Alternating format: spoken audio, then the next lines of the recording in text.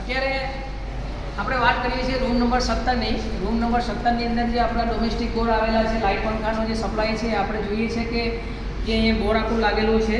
તો આ room number 17ની અંદર જે બોર્ડ આવેલા છે એનો આપણે સપ્લાય ક્યાંથી આવે જોઈએ તો આનું પણ પોતાનું આઈડેન્ટિફિકેશન છે.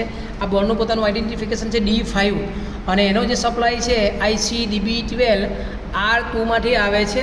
એટલે કે આ રૂમની અંદર જે સપ્લાય આવે છે DB12ની અંદરથી આવે છે.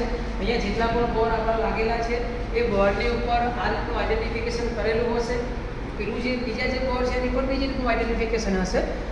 આ પર્ટિક્યુલર આ જે બોર્ડની વાત કરીએ છીએ, આપણે રૂમની વાત કરીએ તો DB12R2માંથી સપ્લાય આવે છે. હવે આપણે જોઈએ કે DB12 એ કયા લોકેશન ઉપર આવેલી છે.